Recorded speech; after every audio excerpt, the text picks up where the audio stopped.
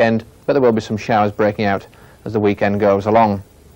Already then some showers scattered across Northern Ireland, the west and north of Scotland, and that cloud increasing all the while through the night, so further outbreaks of rain crossing these northern and western areas, whereas further south it'll be fairly clear.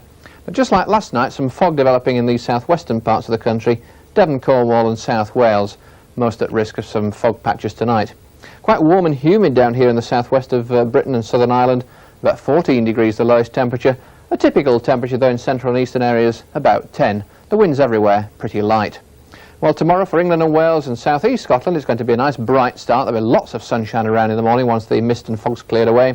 But up in the north and over Northern Ireland it will be a rather cloudy start, and there'll be still some pockets of rain scattered around, maybe some heavier pulses of rain, particularly on the higher ground.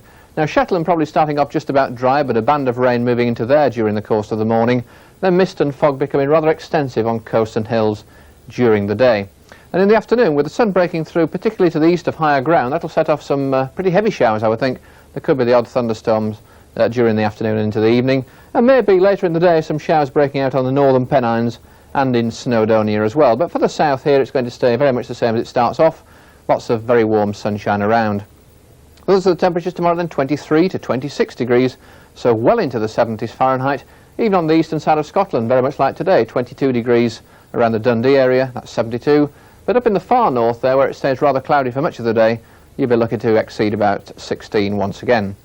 Now that's the weather chart for Sunday. You can see the low pressure area sitting right over the top of Scotland there.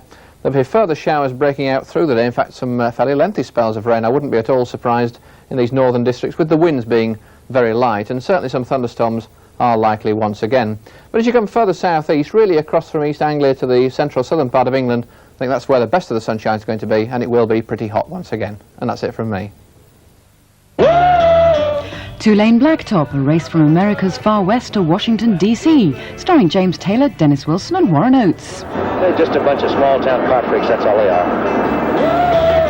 What is this anyway? Some kind of masculine power trip? I don't like being crowded by a couple of punk road hogs. If I wanted to bother, I could suck you right up my tailpipe. Monty Hellman's Two-Lane Blacktop, Sunday at 10:30 on 2. The late film on BBC One stars Richard Burton as a ruthless East End thug involved in a payroll job in the compelling underworld thriller Villain.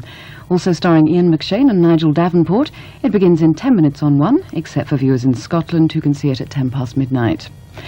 Our own late night film here on 2 is an atmospheric thriller made in the late 30s and set in Le Havre. An army stowaway and a vulnerable waif for the doomed lovers in the French classic Le Quai des Brumes in 50 minutes. First, our Friday night comedy classic Double Bill. In 25 minutes, Jackie Gleason in The Honeymooners. First, it's The Jack Benny Show. The Jack Benny Program.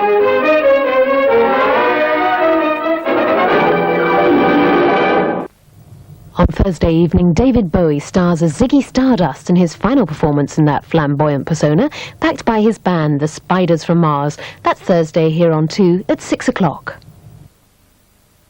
Running. Jumping. Swimming. Throwing. The start. The finish. The failure. The success. Your only everyday guide to the Commonwealth Games. Radio Times gives you a better picture.